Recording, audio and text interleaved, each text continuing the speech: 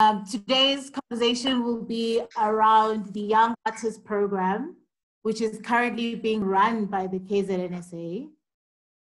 We have a really great panel with us today, and it's really great for me to be back at the NSA, even though it's only virtually. But I'm really excited to have this conversation. Earlier, the NSA shared a bit of information about the panelists, but I'll just briefly introduce them so that you know who's here and who will be having this chat and sharing wonderful insights and experiences about this program. So on the panel, we have Angela Shaw. Angela can wave so they know which one is you. Okay, Angela Shaw is the creative director of the KZNSA. She has a background in photography, artisanal product design, curatorial direction, and trend research. She worked for and consulted on exhibitions, product design, publishing, interior design, and architecture. And she joined the KZNSA in 2014. Well, I was also involved with the NSA at that time. The next person we have on the panel is Dr. Mduduzi Xakaza. He is the director of the Durban Art Gallery. Xakaza is also an artist and is well known for his paintings and shown in South Africa and abroad. His PhD was on relations in the landscape photographs by David Goldblatt and San through the University of the Western Cape. And today he's representing eThekweni Municipality, the Parks, Recreation and Culture Department. Can you wave so everyone can see you? Okay. Next on the panel, we have Carol Brown. Carol Brown is the director of Curator Space. She was formerly director of the Durban Art Gallery, and she has curated several hundred exhibitions in South Africa and internationally. She also runs the development programs for artists and curators, and is especially interested in the power of art to address social concerns. Carol, can you? Okay, great. Then we also have Storm Janse van Rensberg. Storm is a curator of contemporary art who has worked in South Africa and internationally for the past 25 years. He's the senior curator at Zeitz Museum of Contemporary African Art in Cape Town. He started his career at the Market Theatre Galleries, Johannesburg, and served as curator of the KZNSA. He was a founding member of VANZA, which is the Visual Arts Network of South Africa, and senior curator of Goodman Gallery in Cape Town. But during the talk, later in the talk, we'll also ask him about his journey from the KZNSA to Zeitz. So we'll be interested to hear about that. So Storm, say hello. Okay, great. Then we have two intern curators who worked with Greer Valley as part of YAP1. We have Rohini Amratlal. She's a Durban artist whose work focuses on the cultural cohesion of two racial entities and how identity as a South African Indian woman grows and becomes defined. And Luyanda Zindela is a visual artist who works in Durban. He was the recipient of the ABSA L'Atelier art competition in 2014, became the fellow of the Ampersand Foundation's Artist in Residency program in New York in 2019, and he completed his master's with UT in 2019. So Rohini, Luyanda, hello. Okay, great. Oh, and I am Nonto Sheryl Msomi. Almost forgot to introduce myself. You're just wondering who's this random person. I'm the project manager of the Art Bank of South Africa, which is a national program geared towards being the rental agency for contemporary art in South Africa. I'm originally from Durban, so I'm a Durban girl, but I'm currently based in Bloemfontein. So I live and work in Bloemfontein. And yeah, I have really strong ties with the KZNSA in that I was vice president and president of the council back in 2013, 2014, and worked very closely with the committee and Angela and the staff back then. So it's really great for me to be back and having this conversation about YAP through the grant and aid funding, which was quite a process. So with that, I think we can begin. Storm, we'll start with the question for you. 2000. Yep. Thank you so much. Thank you so much. Tell us about, could you please tell us briefly about the inspiration around YAP, around what were you guys thinking, what were you modeling around, why the need for YAP? Thank you so much, Nonto and Angela, and the KZNSA, Sumaya as well, for hosting this. It's a trip down memory lane, and it's just great to reflect also on a very important part in my career, my journey. So, the KZNSA, my time there from was the end of 1999 to 2005, I think, was very important. That kind of really was a kind of foundation for me. And I think that is also important for how I understand Durban as a place and a context for many artists and many kind of creative people, those that are in Durban, of course, but it's such a rich city. It's a place that I think is very close to my heart.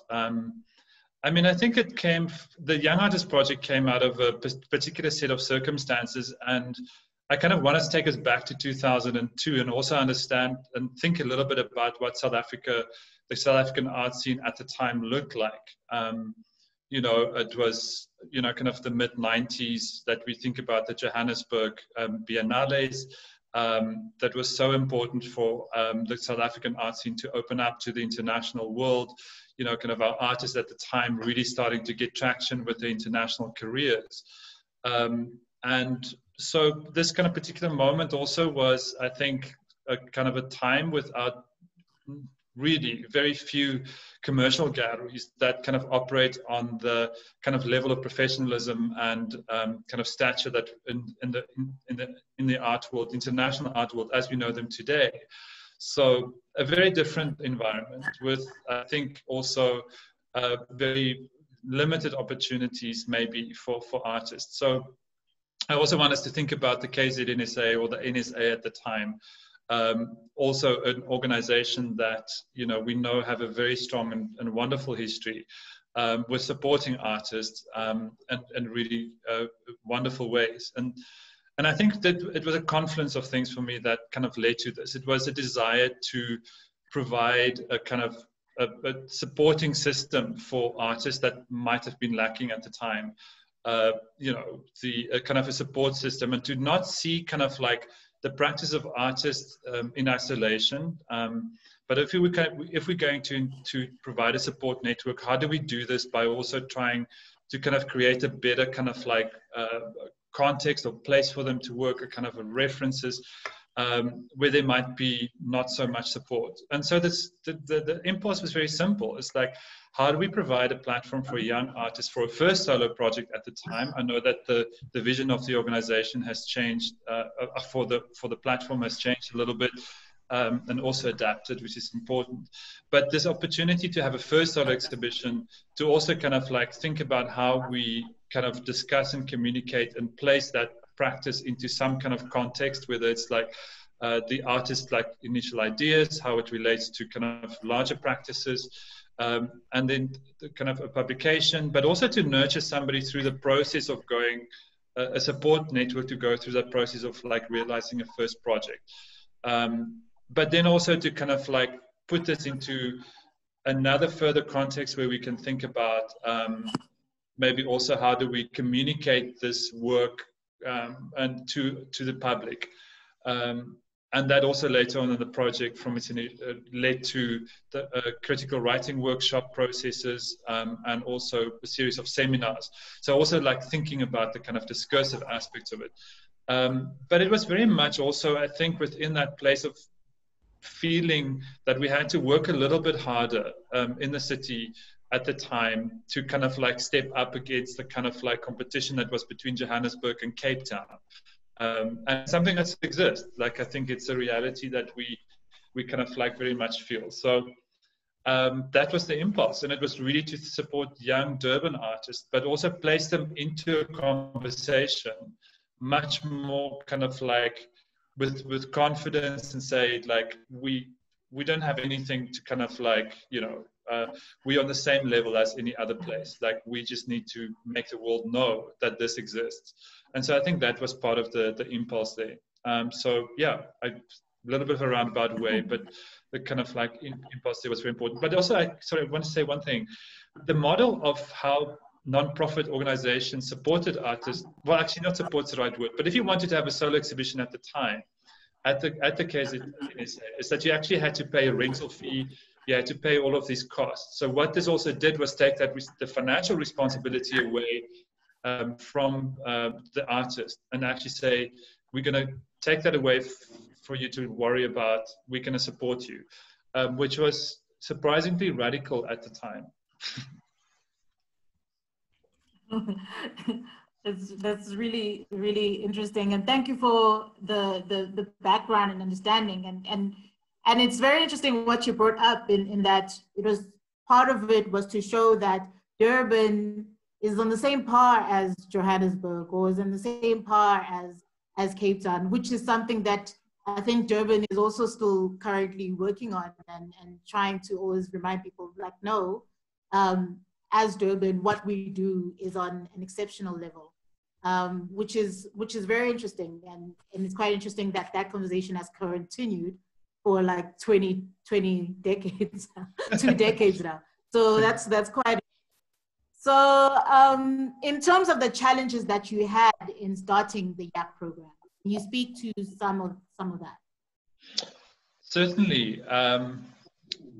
I'm saying this gingerly. It was not always an easy path, also within the organization itself. And I want to acknowledge, you know, kind of wonderful, people that supported kind of a vision that was not always very well accepted. Like, so there was a kind of a resistance to what, if I said contemporary art, people literally like kind of got their backs up. It was, so, there was challenges with that. For us to also just like insert a conversation into that many people felt very threatened by. And I think that was a kind of initial hurdle as well, that we also overcame. I think like that was also, the KZNSA is an extraordinarily kind of inclusive organization in terms of all kinds of practices and the kind of ways that it touch and connect to the kind of creative world of the city and larger as well. It's extraordinary.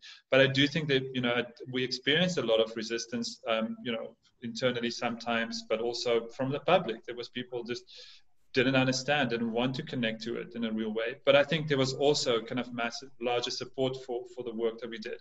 Funding was a big issue. I think it's maybe still is.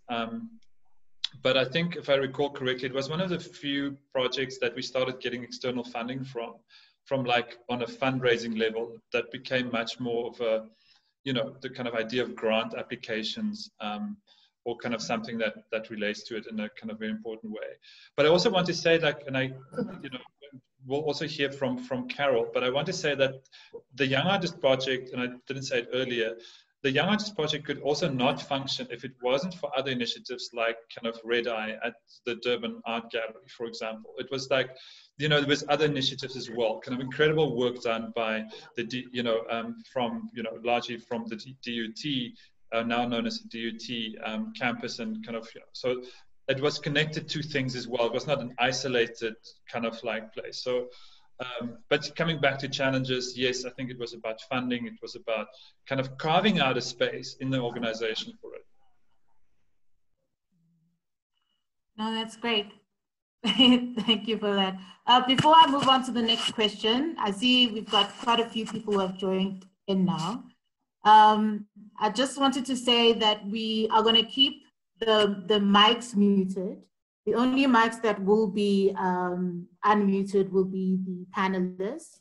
If you have any questions for the panel, feel free to send the questions through the chat to KZNSA Lab, and then KZNSA Lab will be able to, we will be able to read your questions to the panel for them to answer.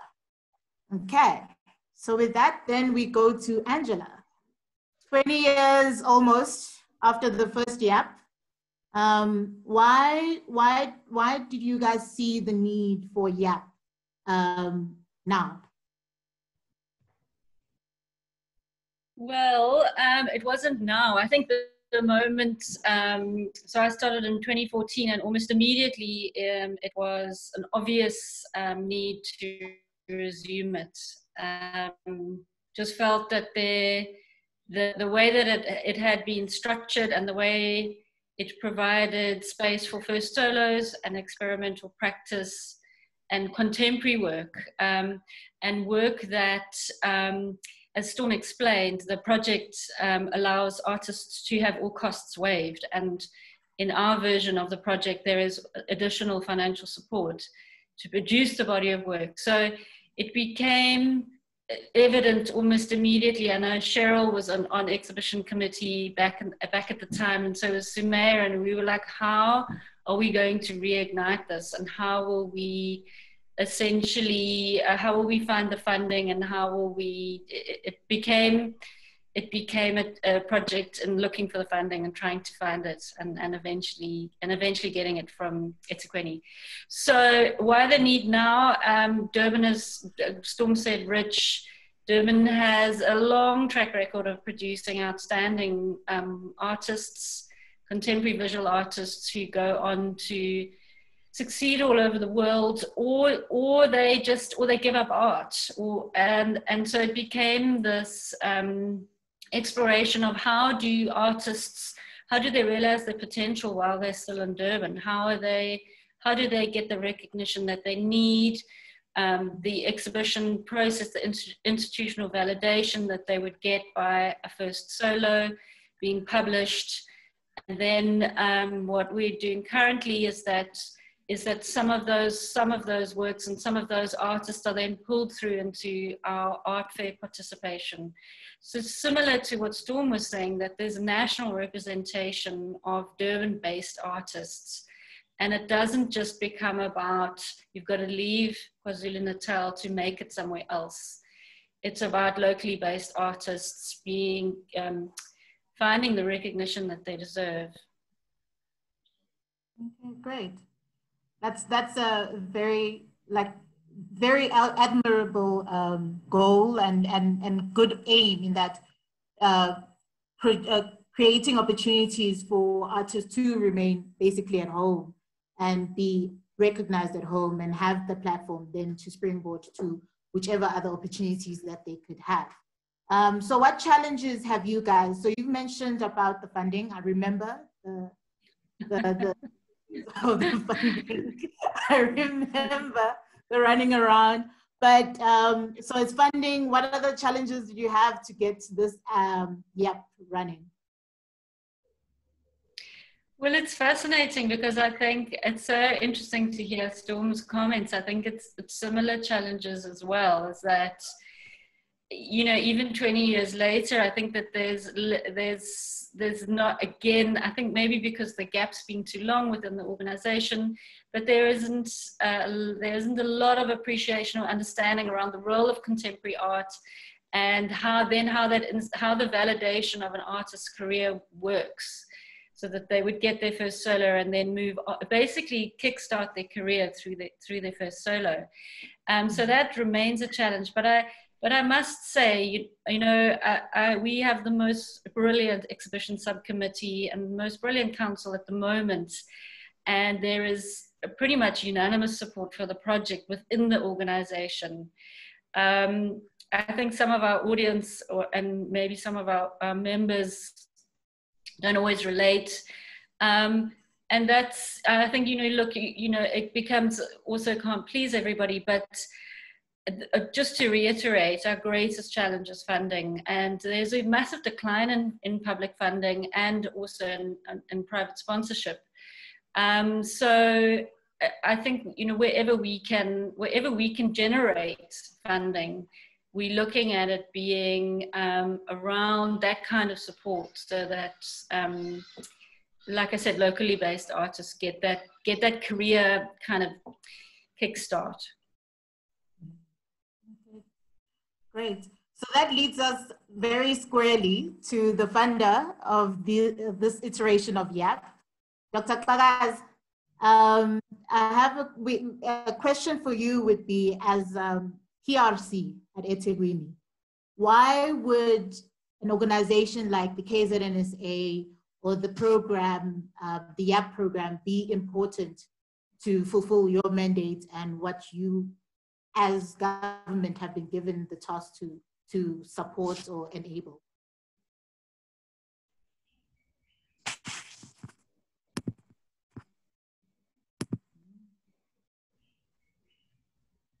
You're still muted. Thank you so much. Thank you for that question, Nonto. First of all, thank you for allowing me to participate in this very important panel. I'd like to actually, first of all, stress that KZNSA Gallery is a very old institution with a very good reputation. I think since I came into this industry, I've always known about this institution as NSA Gallery then before it changed the name. But as you know, it has done so many wonderful things for local artists. So many artists have gone through this institution. They have been developed, they have been assisted by this institution.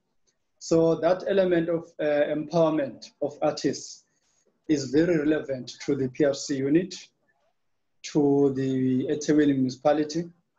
So it is very obvious that this particular project had to be supported as well.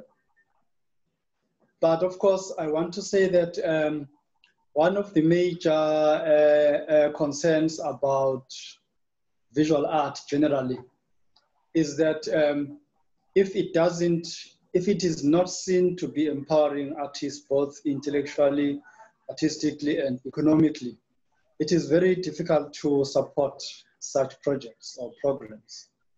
But in the case of KZNSA Gallery, I think we then realized that this institution understands what we want to achieve as a municipality. They also understand what needs to be done in order to develop the industry. So that is why it became easy for the municipality or for PRC unit to actually support this project financially. So, should I say more? No, it's fine. I'm just picking up that a lot of the reasons or the decision making or the decision that municipality makes around the program is the tangible results, and also previous work that organization or maybe that program would have produced is basically what you're saying. And so it made it a lot easier for you to support the NSA with that. Yeah. And I know that, and I can also add that the funding conversation started all the way when I was still at the NSA. So that was 2013. So I remember those days very, very well. Yeah, I'm glad you remember that. Yeah. Okay, Carol, you have the challenge of curating during unprecedented times, COVID-19. It has stopped the world, shut down galleries, shut down museums, and you finding yourself having to curate amongst all of that. Could you please just speak to us about the challenges that you've had when everybody's supposed to be home? How do you get people to see the exhibition? And what solutions have you found around your curatorial process? And yeah, just basically in general, curating and during the time of COVID-19. I think you've muted yourself, Carol.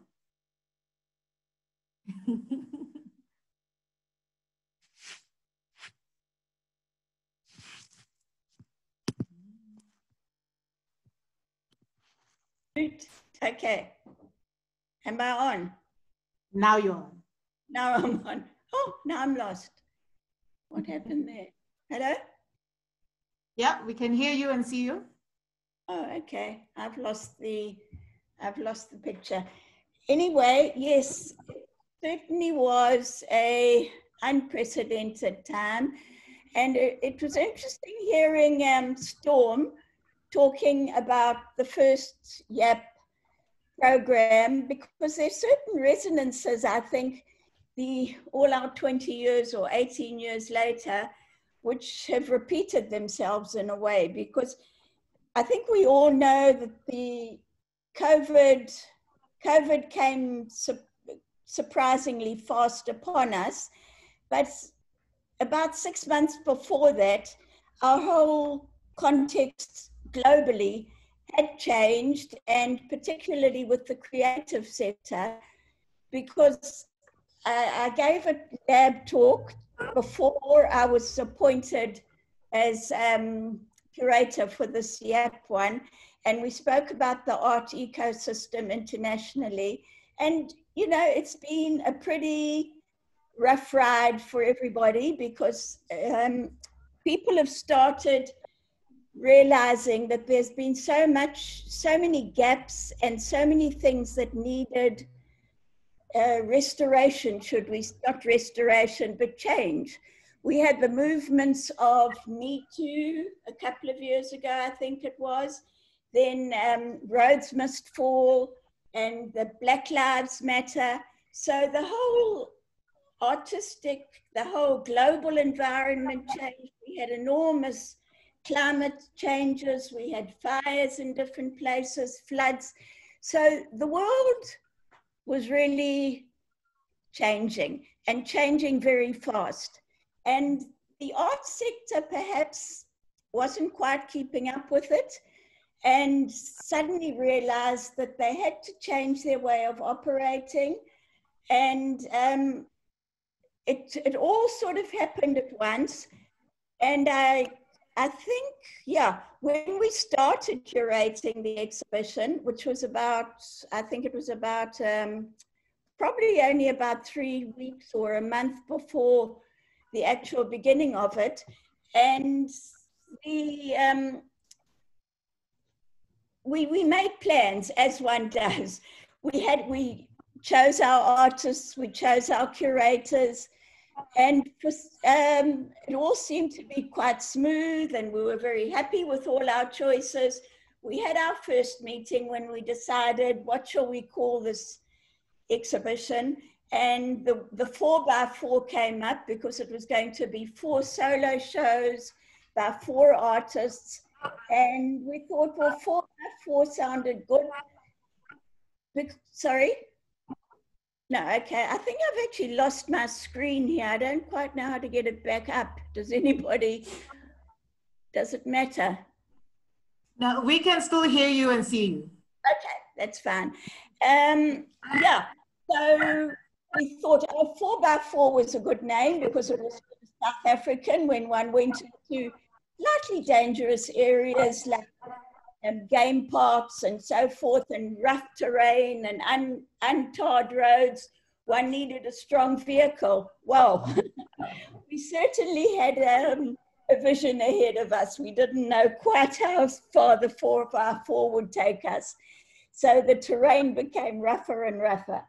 And we had one meeting where we started doing all the normal curatorial admin processes, drawing up timelines and what sort of documentation we need and everything. And we thought, well, next week we'll carry on and continue and do some workshops on what is curating for the curatorial interns.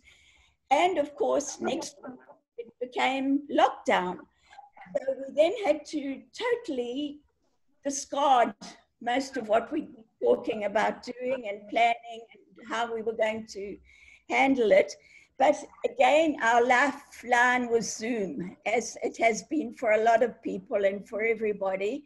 And we managed, and I think there were things which, reflecting upon it, it actually enhanced the process to a certain extent, in that with the Zoom meetings, we were able to draw in a much wider constituency of people to put the curatorial visions together. We would normally probably have just been myself and the two curators, the trainee curators, but with the Zoom, we were able to have meetings with the entire team from the KZNSA Gallery, which was Angela and Kim and Sumaya and Neve, and as well as bringing the 4 artists into it, because 2 of the artists were living outside of KwaZulu-Natal. So we were able to have these discussions, weekly discussions with everybody who was relevant for the process. And I think that helped enrich the process a lot. And the other issue, we never knew, you know, the first week we had the Zoom meeting, we said, right, the exhibition now opening now will be pushed forward to, I think it was the 2nd of April or whatever it was. Next week it was pushed forward to the 12th of April, and so it went on. But also psychologically, I think particularly for the artists, was very difficult to handle because they never really knew when it was going to happen. And then the more practical issues came about. You know, we couldn't get work framed. We couldn't buy materials. We couldn't get couriers to bring things.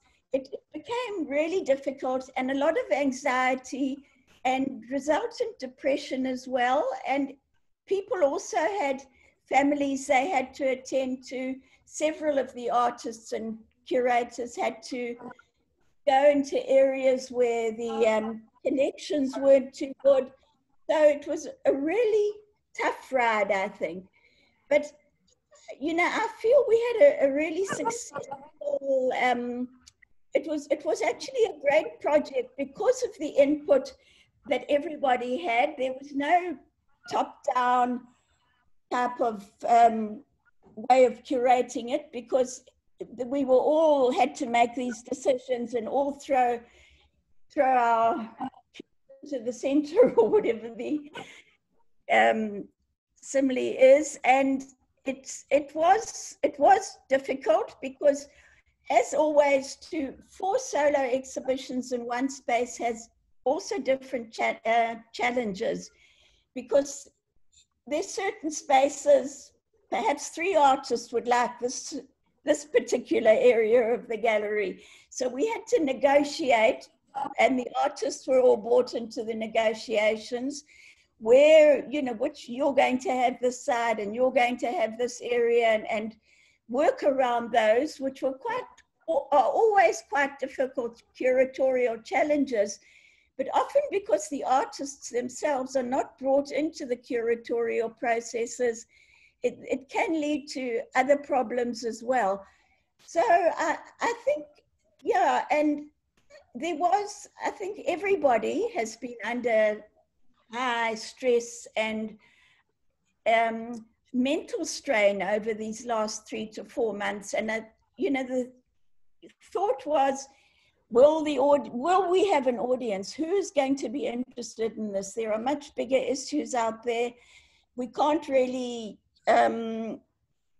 you know, do this as happily or with as much excitement. There was a lot of anxiety. And I'm very pleased to say that once we opened up, although it was to a limited number of people.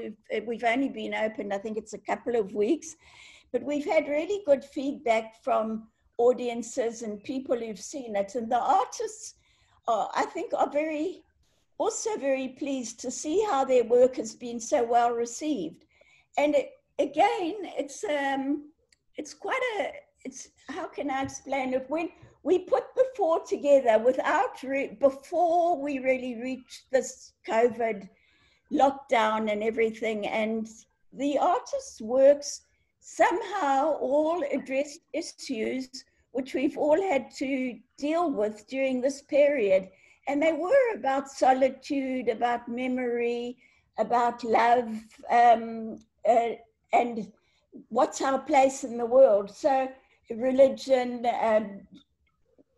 different tensions, which are very relevant to the changing world which we're now coming in or living in. And there are going to be massive changes. And I think we'll probably talk about that, because I see that there are going to be enormous curatorial challenges and changes. And we're not going to be, I was just reflecting on that and thinking, well, the curatorial profession, when it has changed enormously too in the last, I suppose, less than 100 years since it's been a profession. And it started off as just looking after collections and museums and taking care of objects. And so over the years, it's moved to different things. The sort of more recent have been the globe-trotting curators who've been living the high life while they're going from art fair to art fair with money and parties and so forth. And all of this, I suppose, has been part of the our environmental issues as well. So we're now going to rethink, and I think perhaps we can come back to that question later on in the program. And we're really going to have to make a lot of changes in the way we operate and the way we think and who we include and exclude. And I think, yeah, I'll try and... So Carol, you were speaking a lot about greater engagement with the curators, the intern curators, more voices.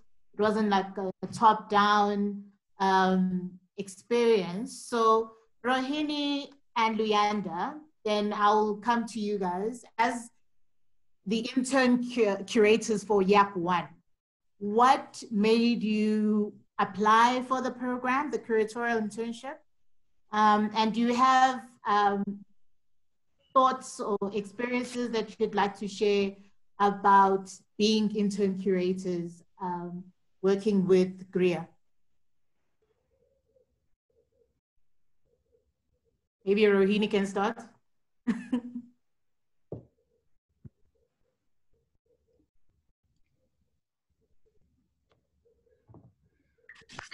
Hello, everyone. Thank you again for including me as part of this panel on behalf of Korea. So I applied for this curatorial internship because I was quite interested in this whole idea of curating shows from my first year in university. And I saw this as like a tool for myself and for other artists and emerging creatives to like really voice their own opinions and ideas through curating. So I just also like thought that it would be a great step for me to place myself in a broader perspective of curating and understanding and learning about this whole initiative and yeah, the framework of it.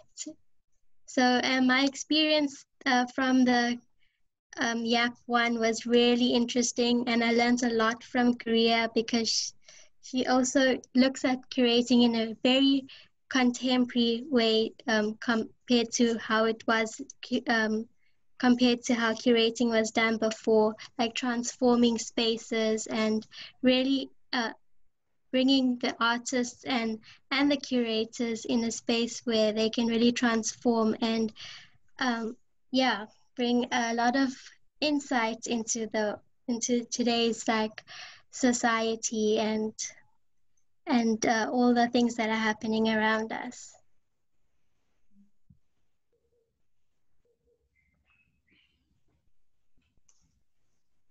Yeah, I think Luyanda can talk.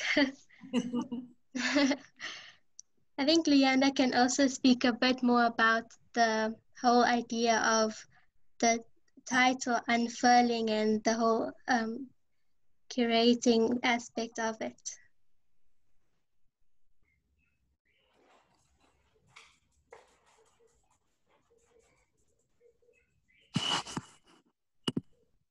Unmute.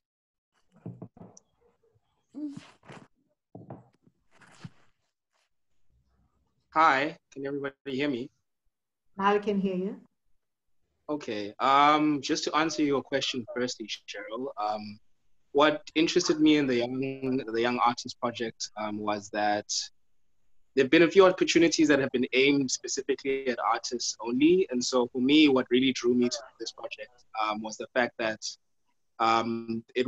there were 3 separate opportunities, all three of which I applied for. So there was the opportunity to exhibit as an artist, but there was also an opportunity to co-curate under a lead curator, but there was also a third opportunity to participate in writing critically about the artists that were participating in the exhibition itself. And so for me, all those 3 application processes interested me specifically because, as Carol mentioned, that for me it spoke to a project that was not just in promoting local artists, but was also very much interested in creating a sustainable ecosystem of artists. And I think the very big difference between the creative sector in this city and maybe more established sectors in Johannesburg and Cape Town is that they don't just have a talented group or pool of artists, they also have thriving art communities. They have thriving art ecosystems where artists are constantly in communication with curators or working or engaging with curators, as well as they have writers as well, right, who are assisting in contextualizing their practice theoretically. And so for me, I applied to be part of the YAP project because I was interested in the way in which it was seeking to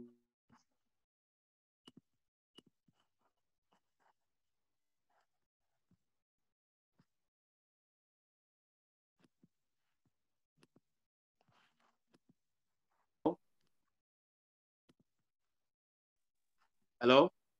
Sorry, I got cut off there.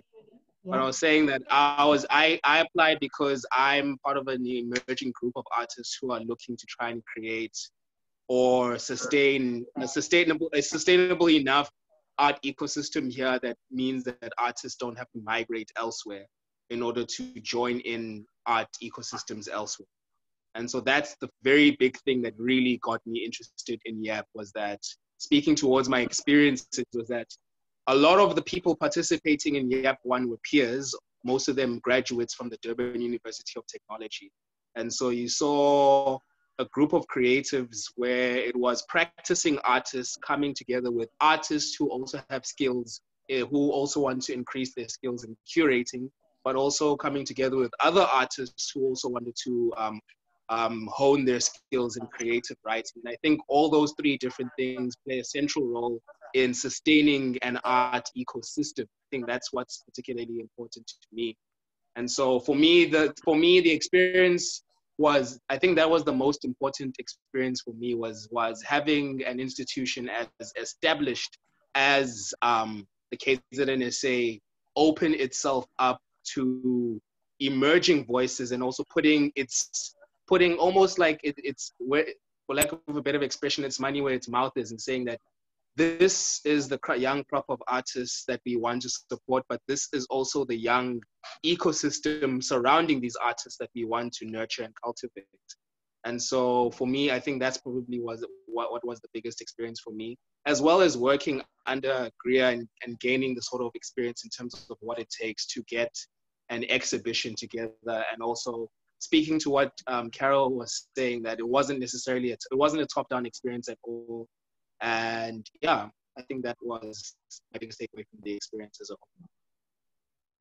Thank you, Luyanda and Rohini. And Luyanda, you're speaking about the ecosystem of the art world, basically, and how that this kind of program can equip you, capacitate you in order to understand, but also participate in that ecosystem.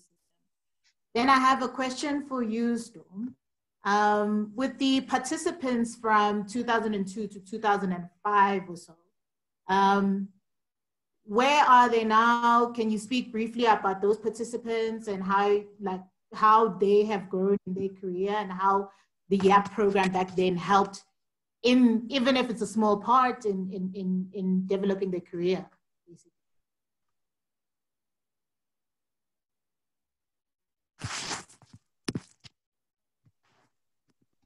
Hi, thank you.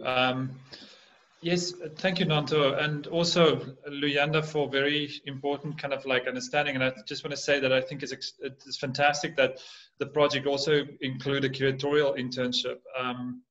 It's so amazing and important, and a wonderful development also from that initial, you know, kind of input. So it's great to also really understand it. And I think there's such a kind of connection to also the desire for connecting with things in a critical way, and deep appreciation for that.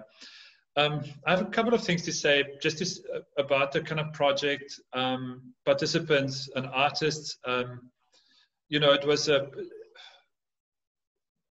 we did not only kind of, we also wanted to understand from my perspective as a curator at the time, I was also very curious in like maybe more of an expanded practice as well. So, and the project also at times included, you know, kind of individuals that don't necessarily thought about themselves purely as artists, but it was also from, you know, different perspectives. I've kept some kind of connection with many of these artists. I made a list earlier today, and it was really just amazing to kind of like go back, and many of them, you know, sustained careers, and others, you know, kind of like didn't pursue it in a way necessarily in art careers, but went into other directions. I mean, I think it's interesting to know that, you know, Miliana Babic has moved to Croatia from Durban. She's not in South Africa anymore for many years. Kwezi Gule is the chief curator at the Johannesburg Art Gallery at the moment. Jan Henry Boyens is a fantastic painter. He's still making really, really fantastic work. So I'm reading from a list, but and I might have lost some people off it. Dean Henning and Rika Citas. I mean, Rika is an academic. She's at the Center for African Cities in Cape Town after finishing a PhD. Vaughan Sadie is a continuous artist doing practice, practicing artist doing extraordinary work, also as a curator. He's kind of sustained kind of a very important practice. Dung Jahangir, you might know, lives in Durban. Dung did I mean, some of these projects was kind of like really pushed us as an organization. Dung did this project where he walking in the city. That was a very important kind of like connection. Like he's come from an architecture background, and kind of was very interested in the kind of way that the city is formally organized and what happened in between spaces, the kind of forgotten spaces in the city, the things that only you would understand if you're pedestrian. And so he followed these pedestrian routes and kind of started a mapping process. That part of his project was to invite a homeless woman to live in this space. For part of the exhibition. So it really kind of pushed us into kind of all kinds of like ethical considerations and a kind of confrontation with that kind of the kind of like ways how we understand the kind of lived-inness of the city. Tando Mama is still continuing to practice, doing extraordinary work. Some of these projects, like with, you know, it was like make do with very little resources. So it was kind of an amazing project and process. Dineo Bopapi has established an extraordinary career internationally. You know, so really kind of like wonderful to see how she's developed her work. And then there's Colleen Alborough, who also continues like a really important practice. So I also want to say that the project started initially as a Durban-based and focused project, but then also kind of opened up to artists from other parts of the country. And it's interesting that we also started setting up a kind of thing where we got interest from elsewhere to come to Durban. So I think that was an amazing, you know, to understand that once you also do something and there's interest, that was a kind of a wonderful kind of like way to also say that this is how we contribute. So these are some of the people. I mean, it's some crazy projects and experiences in that. I was also thinking about the small catalogs that we printed. I mean, it was basically a pamphlet. But we were so proud of these small booklets, these kind of little squares. So, you know, in hindsight, but it was such a, you know, kind of a labor of love often. But yeah, these are some of the kind of wonderful artists that I had the privilege to work with. Yeah, labor of love, creating small catalogs. So part of my interest in why I said yes to facilitate this discussion was I'm always also thinking about the program that I'm working on, which is the Art Bank.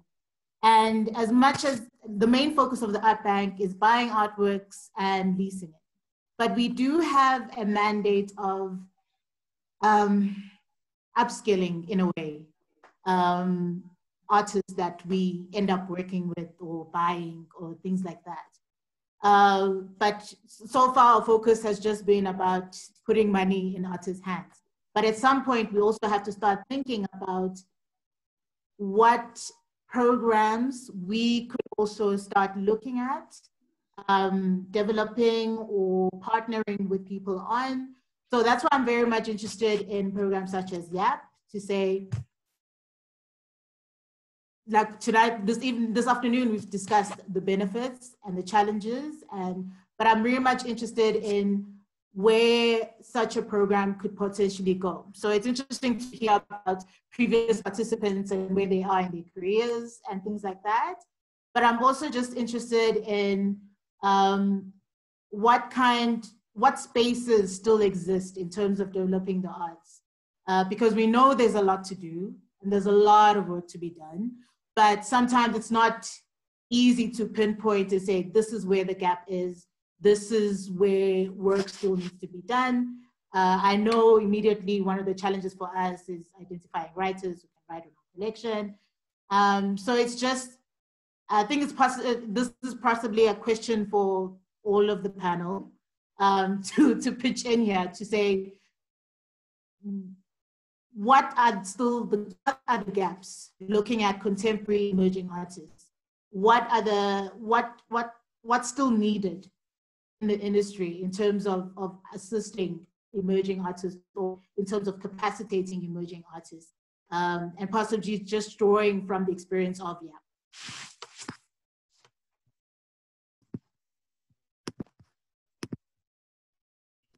I see Storm's hand went up.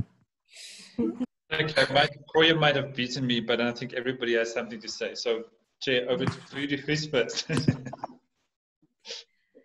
So who wants to speak first? Angela? Sure.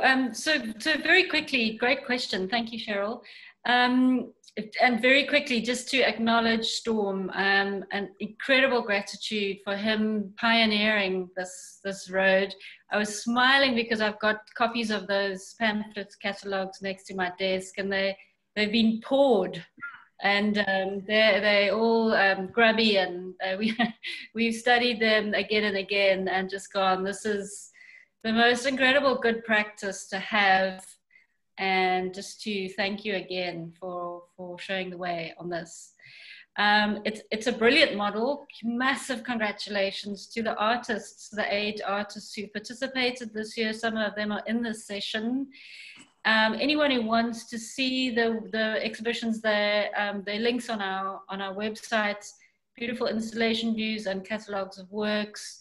Without exception, all 8 artists have produced incredible bodies of work that can sit anywhere, and should be proud of them as their first solos. And then to the 2 lead curators, Carol Brown and Greer Valley, and thanks to Luyanda for contextualizing that each exhibition had was about building curatorial capacity. So there were internships, and each exhibition has critical writing workshops to build critical thinking and writing in Durban.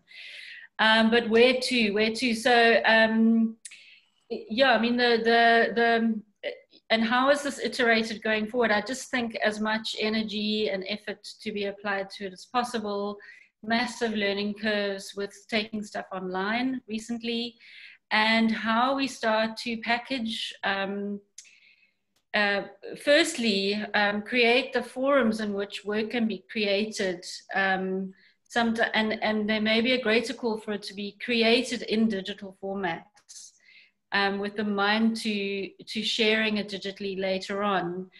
But to still provide physical space and to locate the work in the industry physically, and you know, the gallery is open again. The exhibitions are open for viewing. The days of huge openings are on pause, but it's important that the work is installed and that it finds its place in physical space, whether they are digital works and film installations. And then our great challenge is how we package that and share it with the world. Yeah, I think that's the future, that this is what we must keep working on and finding ways to make happen.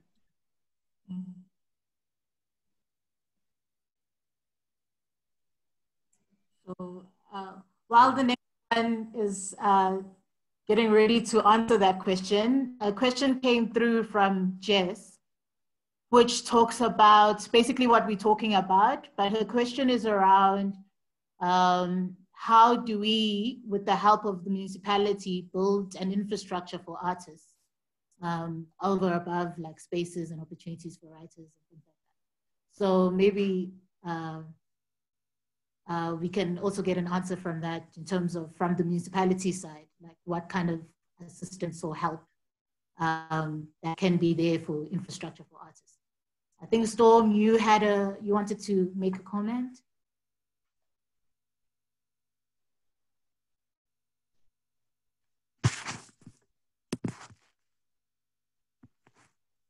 You have to unmute yourself. Thank you. Thank you, Nonto. I just wanted to respond to your question about the kind of where's the gaps at the moment. And there's a lot of them, and I have just very briefly three things that I just want to quickly talk about. I think we have such a kind of incredible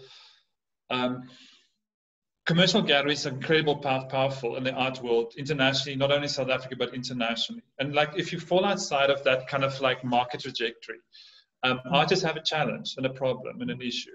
So if you're in that slipstream, I'm not saying it's bad, it's great. But like what happens in between that or outside of that is problematic, I think.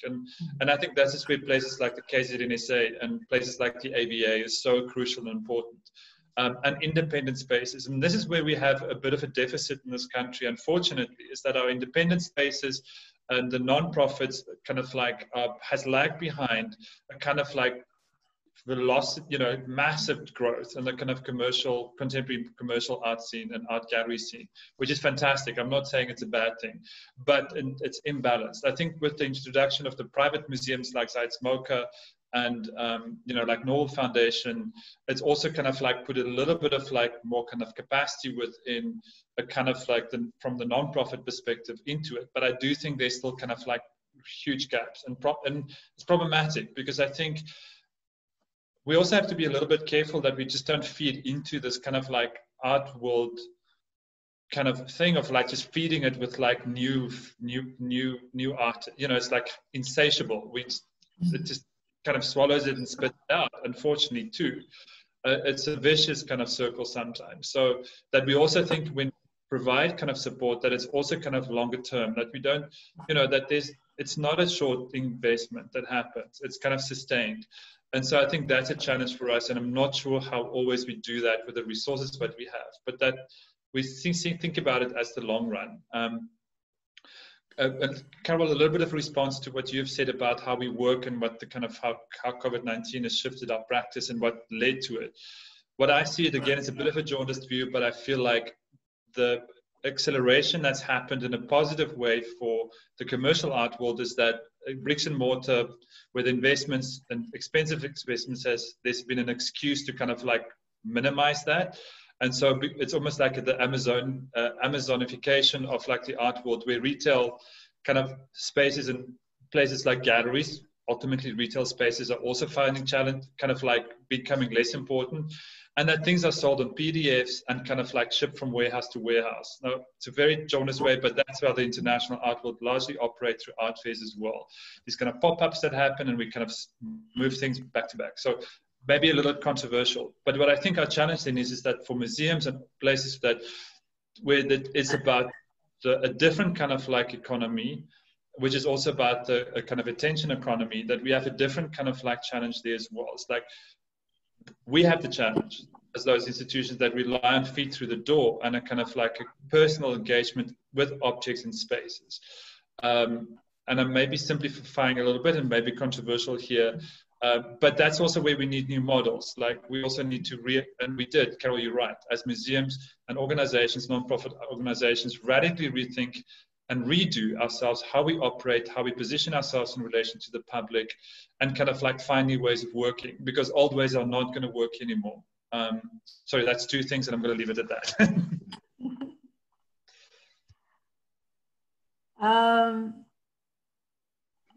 I see you, Carol, but I think Dr. Xakaza had his hand up before.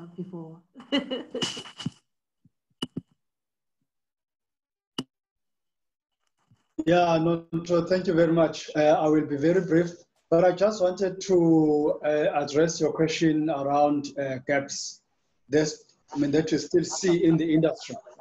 And I'll be talking from the perspective of the Definite Gallery, from the perspective of the PRC unit. What has always been worrying us is that in the mainstream industry of visual art, there's a gap in terms of collecting art. We know there are many collectors, but it is mainly those old traditional collectors who have a lot of money, who have always been exposed to art education. But we would like to really introduce other people, other young people who are getting employed now, who can also try this idea of collecting. They can work as artists, it's okay. But I think the whole idea of collecting art is very good in terms of investing. And also I think in terms of contributing towards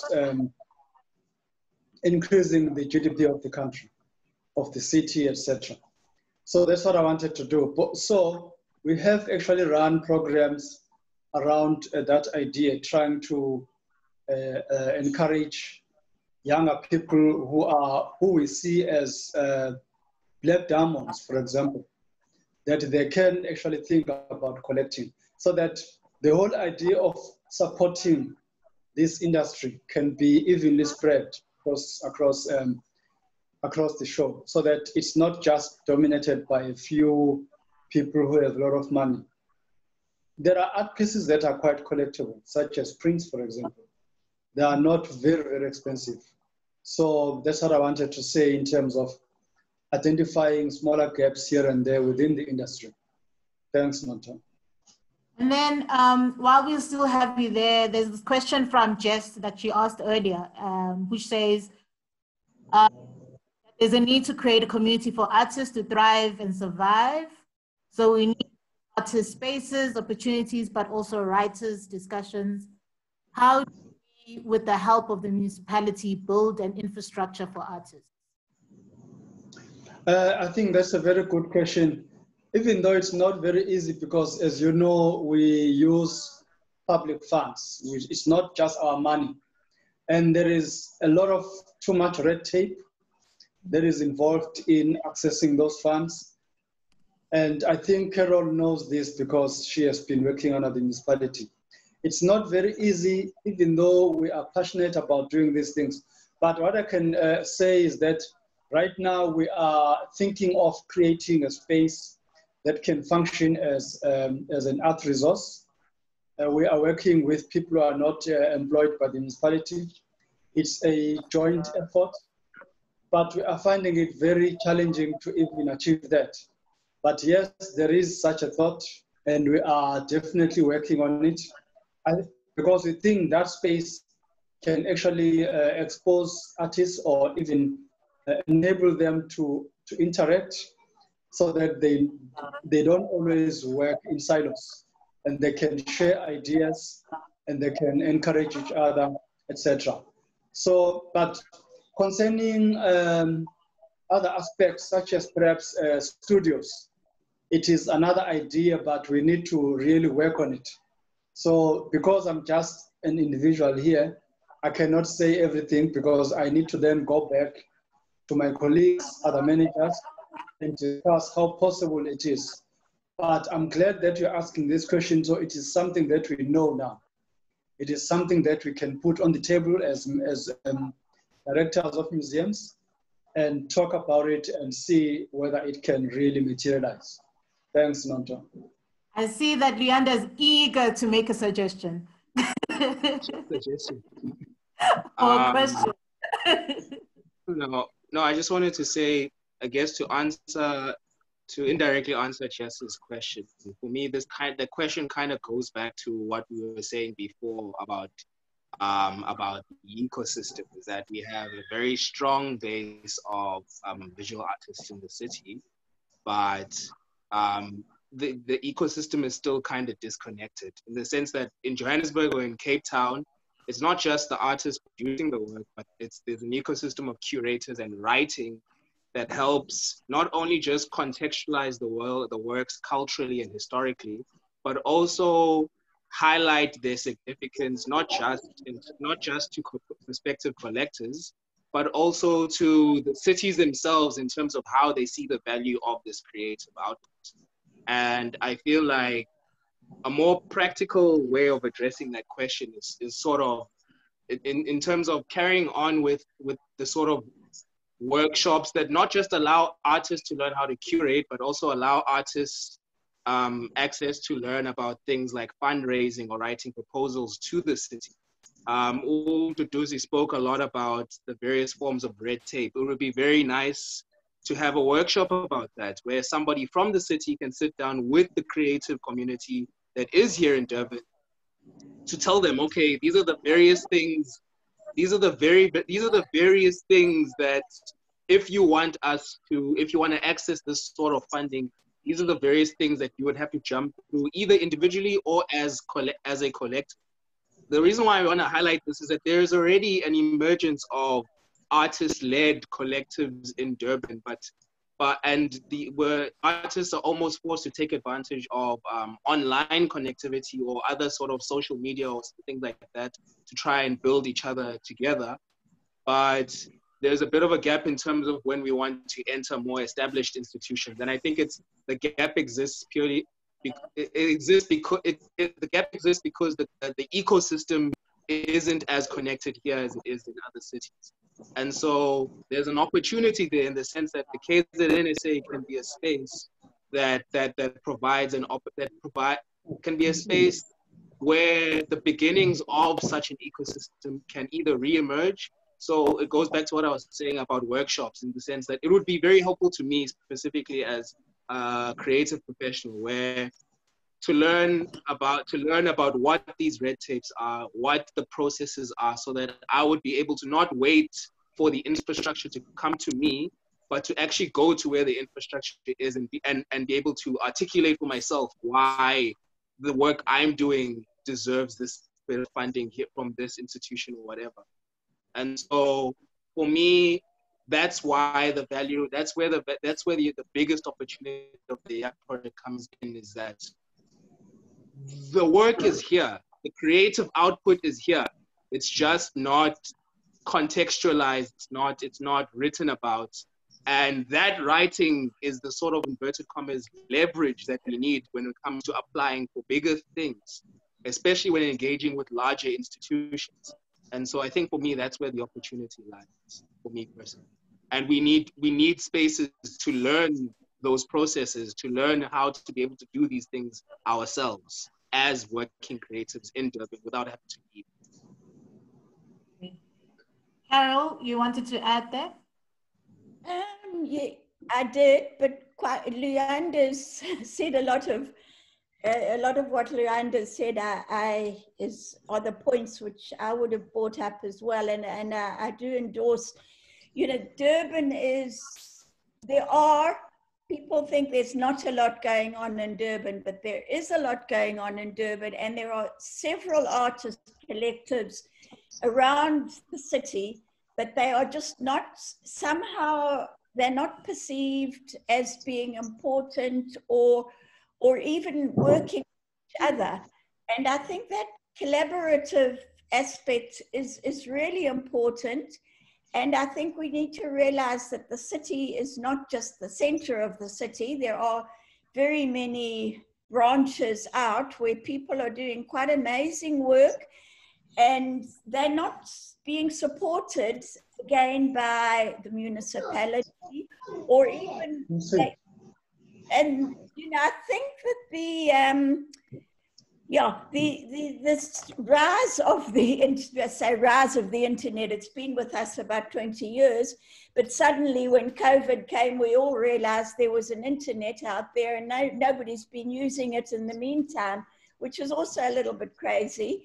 And I wonder if it will really take over, as people seem to think it's going to, or in the next year or so, we'll be back to where we were and the physical spaces will retain their importance. But at the same time, it is going to help us to reach out and to reach, you know, through the internet, we're getting to know what's happening in an artist studio down by the beach, for example, which we did, you know, and it's 10 minutes walk away from the City Hall.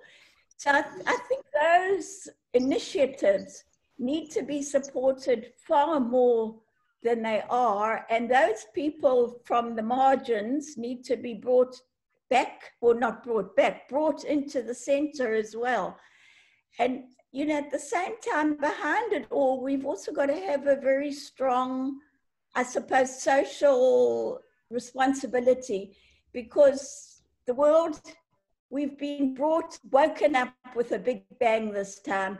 And I think the things we thought never could have happened are happening right now. And artists have always been at the forefront of change, changing society, changing attitudes. And I think those values really are really important when we're creating art, whether it's in the materials we use, the amount of fuel it's being used, what message are we putting across. We artists need to challenge the status quo. You know, the word disruption's also become a bit of a buzzword round, but they do need to disrupt and make people, the people with the money and the people with the power, realize that it's you know, this is important now. Otherwise, where are we all going to be in 5 years' time? Time is running out. And the artists are the people who can put that message across much more than anybody else can. And, you know, again, when we talk about collaborations, we tend to forget that it's not just the artists and the curators who make up an exhibition. People like installers are vital to good exhibitions and good art. And, you know, there's a whole crowd of people out there, the people who are promoting the exhibition, the people who are physically putting up the exhibitions, and they are never brought in at the planning stages. And I think I woke up to that quite dramatically during these last few months, that the more people who we see on the periphery are actually vital to our existence and our careers, and they can contribute so much to how art, you know, how exhibitions look. The lighting technicians, you know, can make an enormous difference if you start with them there at the same time. So I think we just need to broaden our bases from the small world we're in, which is quite marginalized, the arts community, into bringing it into the real world. Now, those are interesting points, and it really has been a rude awakening for the art world, because a lot of things haven't changed for a long time, and then suddenly we have to adapt to survive. So that's quite something that we've had to deal with now. So I'd just like to remind everyone that if you have any questions, be sure to share them through to KZNSA Lab, and then we'll be able to ask the panelists those questions on your behalf. So while we wait to see if there will be questions on the chat line, Storm, a question for you. We talked about Durban being incubator, people starting out in Durban or at some point being in Durban and then launching their careers from there. I know I've done that sitting in a very cold Bloemfontein. Maybe you can tell us about your journey from the KZNSA to where you are now, which is Sites.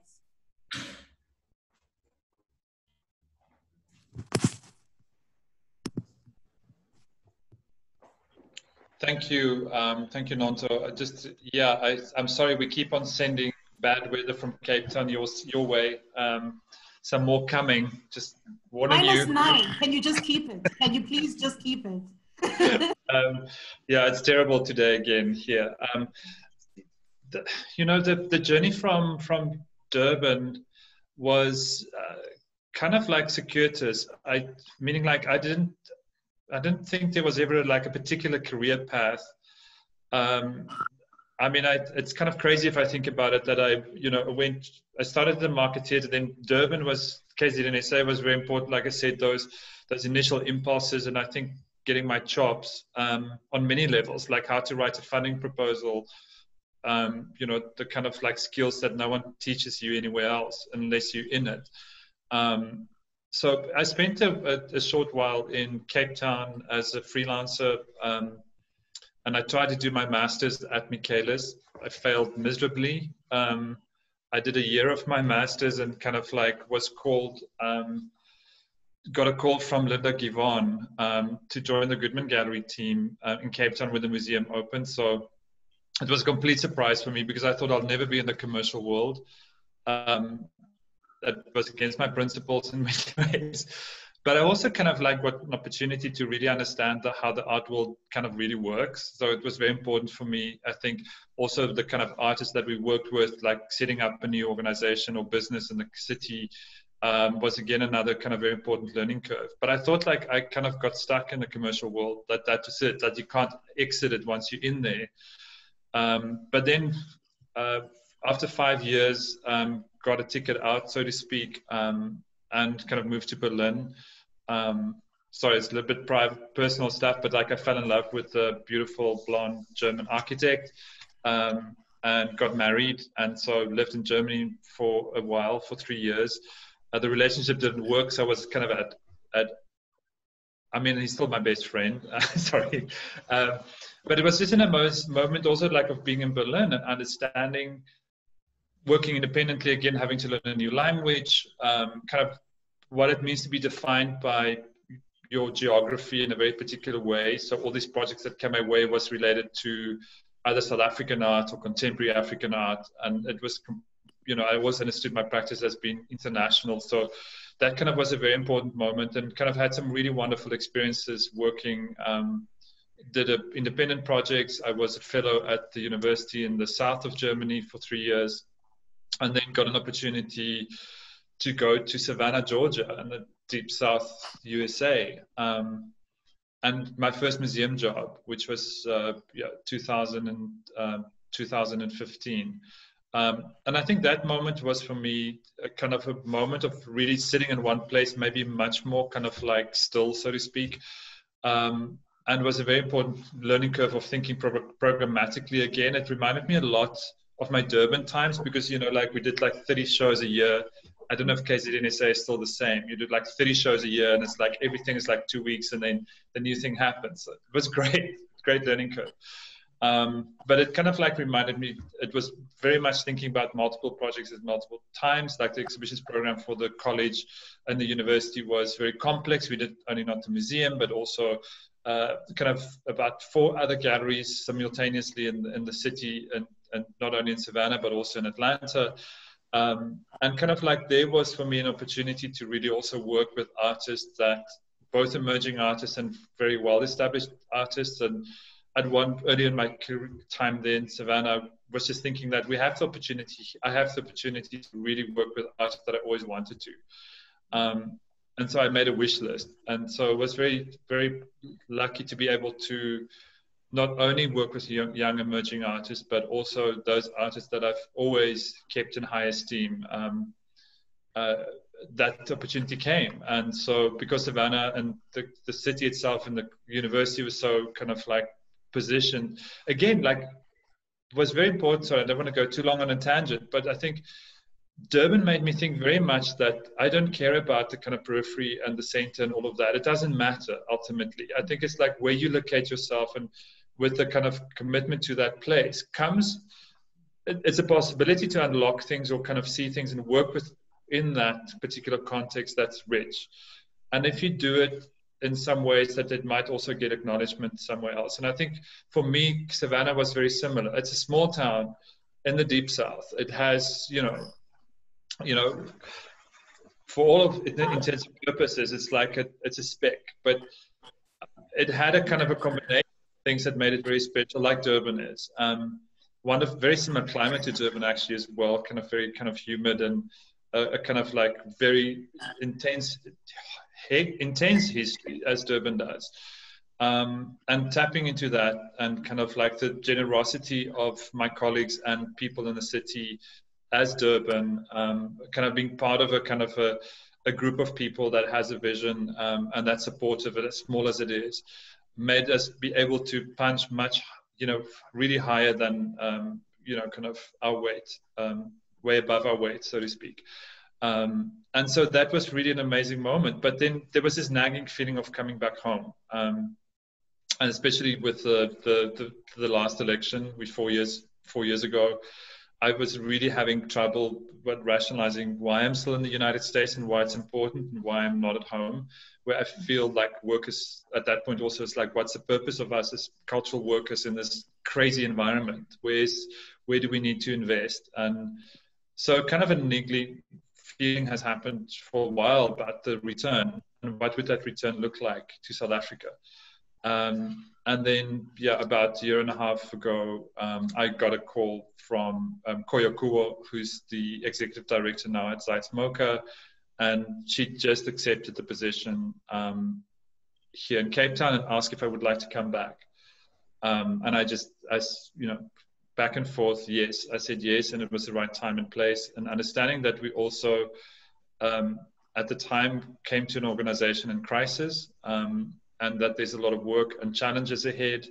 But it was just the right moment, I think, for me to return. And so, yeah, it's exactly a year ago that I came back to South Africa. And, you know, the museum, Zindela, is an extraordinary organization. It faces, like any other organization right now, huge challenges. We're very young. We're going to be young for a very long time. And we're also kind of like really having to think very hard about the kind of model and the kind of work that we do and how we do it. And it's really a wonderful opportunity to be with colleagues in this moment of actually really doing intense work on what that organization is, and that we hopefully we do it with humility and with a connection to others. And so, yeah, it's been a wonderful, crazy journey. But this kind of opportunity, if you asked me 18 years ago or 20 years ago, would not have anticipated the kind of like opportunity to be working in very specific contexts in the art world, and somehow manage to get, you know, not to be tainted too much by either bits of it. Sorry, but yeah. No, that's great, and it's a very interesting time in South Africa that there's so many new institutions and new organizations, and as you brought up that you guys are still building sites as an institution, as an organization, which is something I feel that a lot of institutions are doing right now. I know certainly when I came to the Art Bank, it had launched, I think, the year before, but I was coming in and it was, okay, then I realized, okay, we are building. So it seems like this great building project that's happening in the arts in South Africa, which is very, very interesting. We've got one question through the chat line, which is from Verona Ramlal. And she asks, ways that upcoming artists are able to get their artworks out there. So maybe maybe Angela, Storm, Carol, Xakaza can respond to that. While you think about your responses, I'll speak about one way. So the Art Bank of South Africa is a program of the Department of Arts and Culture. It's hosted by the National Museum in Bloemfontein, which is why I'm there. So annually, we do a call to South African artists. And we particularly focus on emerging artists. So that's why your question is interesting, upcoming artists. And the idea is that you submit artworks for consideration, and we have a panel, a committee, that decides on the artworks that we as the Art Bank purchase. So we don't make the decisions, so don't fight with me. We have an independent panel who does that.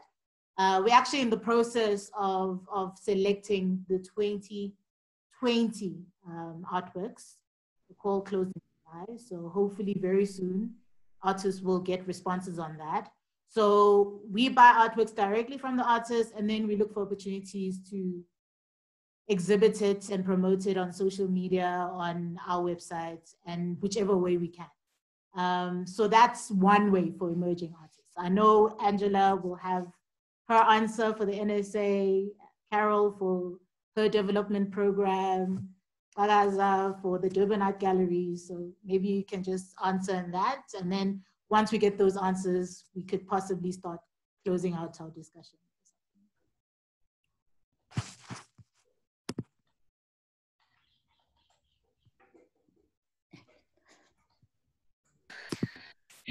Thanks, Sheryl. Okay, so the KZNSA has an exhibition committee, and we invite proposals that people can make at any time. We've got a really easy to fill out form, so if you want to exhibit, ask us for it, and we'll send you the form, and then the exhibition committee review all of the applications that have been made for exhibitions. I think there's a very common misconception that we are magically funded and that we're part of the city. People always say, but you're part of the city. Why are you fundraising? We're not. We're an entirely independent organization. We're not owned by anybody. And we sustain ourselves. Through the shop and cafe traditionally, which has been a massive challenge. COVID has thrown us a huge curveball. So what happens, and Storm touched on it earlier, is that the operating model usually asks artists to pay to exhibit, to cover some of our overheads around venue hire and just the costs of the building. Then wherever we have funding, we do call outs on all of our platforms, and people apply as well. So keep an eye on our social media platforms, keep an eye on our websites. And as I said, whenever there are free opportunities or opportunities where artists can participate without cost, you'll hear about them there. And other than that, as I said, at any time, at any point, you can put in an application for an exhibition.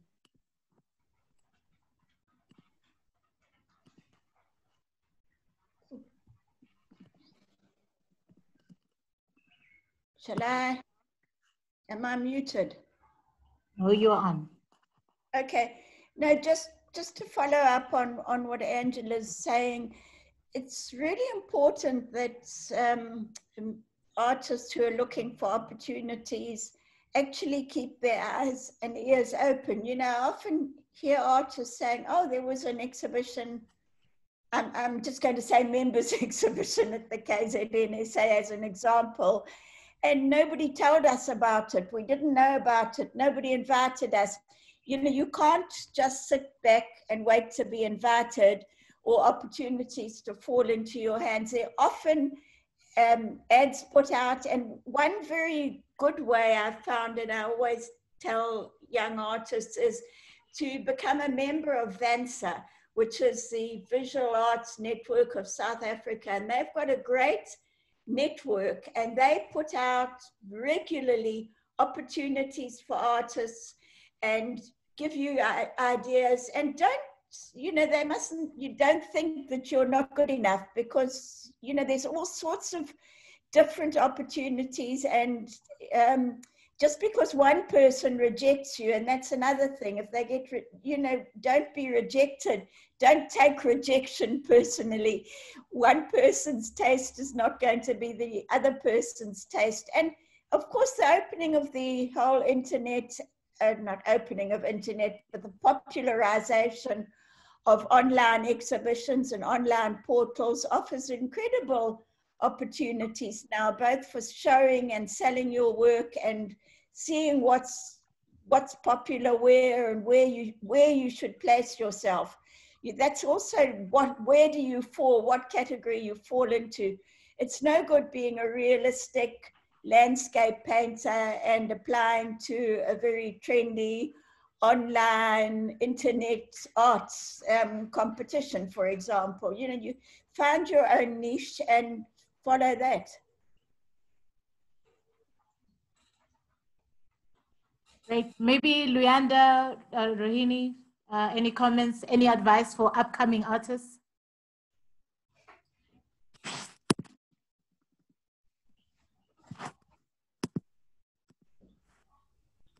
Maybe Rohini, would you like to go first? Okay. Well, I noticed that, like, coming from an institution such as DUT, a lot of students, like, they do sit back and wait for opportunities to come to them, but they are not like out there going looking for opportunities on the internet and asking people, or really getting involved in institutions like the KZNSA or Durban Art Gallery. They're very much like enclosed into the system, where also I feel like, going back to the question of what gaps there are in the arts world, is also coming back to the education system, and like especially the arts education system. It leads to be also looking at like restructuring almost of getting young artists and other like performing artists and all these different types of design to get involved in also exploring the arts world outside, and not looking directly at an academic structure of art, but also preparing us for different genres of working in the arts world.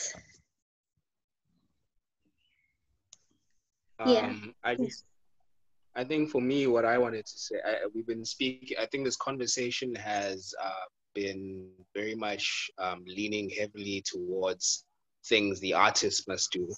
And I do want to say that the artists have been doing a lot, especially like with Carol, with what Carol said in terms of leveraging social media in order to find the sort of audience for their work. But the thing I want to say is that at times, art institutions may lag behind commercial art institutions, because I guess the commercial arts institutions have the means to actually go out and actively search for artists. There's a bit more of an impetus for them to keep their ears on the ground, for lack of a better expression. So they're out visiting studios. They're out speaking. Like I said before, in terms of that ecosystem element, where it's not just these different pieces are speaking to one another, but not just speaking to one another, they're actively searching each other out. And so sometimes there's a very strong, and people are welcome to disagree with me, but there's a very strong leaning that the artist has to put in all the effort to make themselves visible. And there's often a sort of waiting to see who pops up. And it's like, oh, this is an interesting artist. Let's take him and put him in this gallery, or things like that. And so I think there's an opportunity that lies in the sense that I think I don't know if Mario Pirasa is in this. I saw his name in this Zoom chat, but what he's been doing, which is very interesting, is he's been trying to get artists together who have shown an ability to write and sort of created spaces for these artists to write about the work of their peers and to sort of build knowledge, not just by creating new knowledge, but actually capitalizing on the knowledge that already exists through existing relationships. And there's an opportunity for the gallery to do that, for the KZNSA specifically to do that, in the sense that, I mean, of the 8 artists that participated in the Young Artists Project, as well as the curators, they might have been exposed to examples of our writing. They might have been exposed to our artist statements. And there are opportunities there to sort of, even mentioning it to Mduduzi now, is like there's opportunities where you can use the artists that you now know and are aware of to tap into the artists that you might not be seeing now, that the artists themselves are seeing and are peers with, are friends with, and they're seeing their practice. They're going to each other's studios and things like that. And so there's an opportunity, just like how there's a young arts project, there might be a young arts writers project as well, where it's aimed specifically at approaching artists who are on the grassroots level and encouraging these artists to write about art in the grassroots level. Because the unfortunate thing that happens is that art it doesn't just happen in the CBD. It doesn't happen in the center of Durban. There's art happening in Kwamashu, there's art happening in Umlazi. All of these spaces that are often, and more often than not, these artists are not seen until they migrate to the city. And once they've already migrated to the city, they're already on the process of migrating out to other cities. And so what happens is that institutions catch them already on their way out. And so in terms of trying to address that, is trying to create sort of partnerships with the artists that the KZNSA is already working with now, and seeing how they can tap into their own peer groups through their own writing. No, it's very interesting what you're raising there, Luyanda. It means more work needs to be done all around, but also I know I will easily come up and say it comes down to like resources in terms of people who can actually do all of this, because sometimes the teams are really, really small. But I think what you're raising is that it's really important that we look at the whole ecosystem, see who is doing what, because it's really unnecessary to reinvent the wheel or just to create new when somebody is already doing it. So maybe it is about connecting a lot more, making those connections, understanding who's doing what and what could be leveraged. Maybe then we can find ways to fill those gaps that we are identifying. Okay.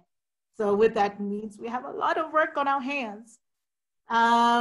So before we close, I think we just have words of thanks from 2 participants. One's from Mikhail and Sanabel. Much thanks for the fascinating insights. Great to witness galleries and art bodies stepping up with online art auctions and COVID relief initiatives.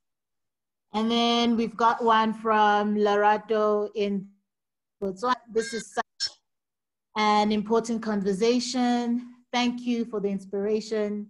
Love from Botswana.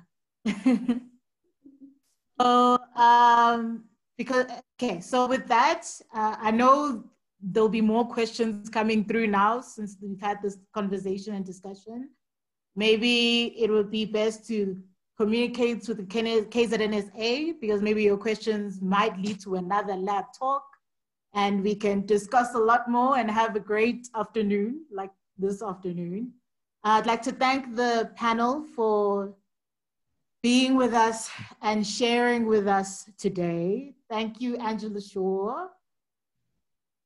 Thank you, Rohini, Luyanda, Carol, Storm.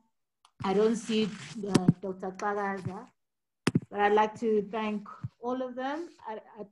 do you have last words before we close out? Maybe just a sentence each. Otherwise, we'll be here all evening, and I'm really fine with that.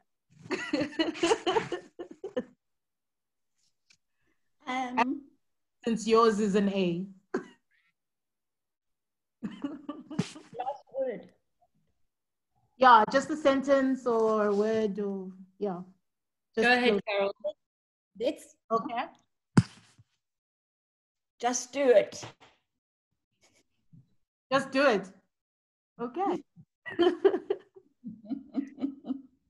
Angela? Thank you to everyone who's participated, and thank you to everybody who's made Young Artists Project possible from way back 2002 and when it was conceived all the way through to now. There's so many, many people. Thank you. Thanks, Sheryl, for being such a great facilitator.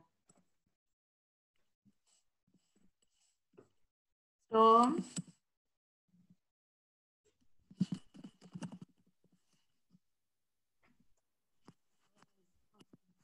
Hello? Sorry, I got muted. Just to say thank you so much to KZNSA and Angela and everybody. Sumaya, thank you so much for continuing the work. I'm looking forward to future conversations. It's heartwarming and great that it's continuing. So, and thank you for the invitation to also participate. I really appreciate it. And Carol, great friendship for many years. Somebody that I see every time I'm coming through Durban. So great to connect with you here as well. And Rohini and Luyanda, I'm very curious about your practice. I hope we get the chance to continue conversation going forward. Wonderful to meet you. And Nanto, thank you for being such a wonderful chair and facilitator. Awesome. Luyanda?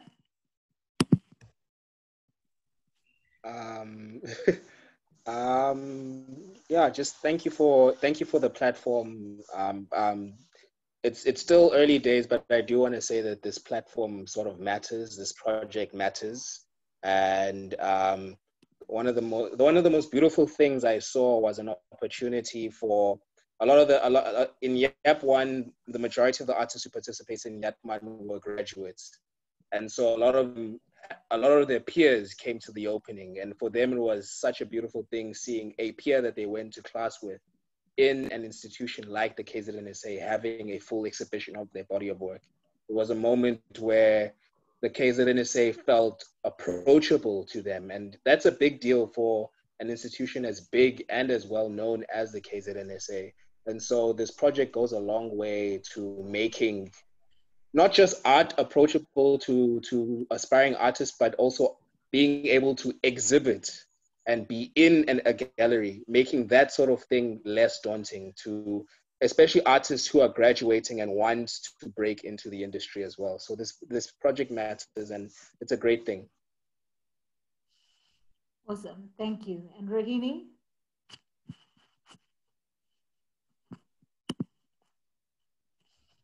Yeah, I would like to just say thank you to everyone as well for participating and allowing me to also have this platform to communicate and share my ideas and thoughts and my experience. That's great. I don't see, I think we lost him. Okay. I guess we're not going to get a final word from the DAG.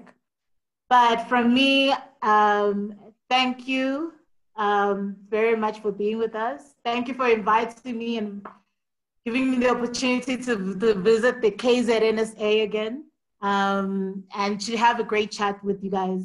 You've really shared some thoughts with me. Also, I take away things that I need to consider with my teams in terms of what we develop. And hopefully we can continue creating more connections and be able to just really stabilize and to grow the arts industry. So thank you very much. Thank you for having me and being nice to me. And I hope you have a really great evening. Bye.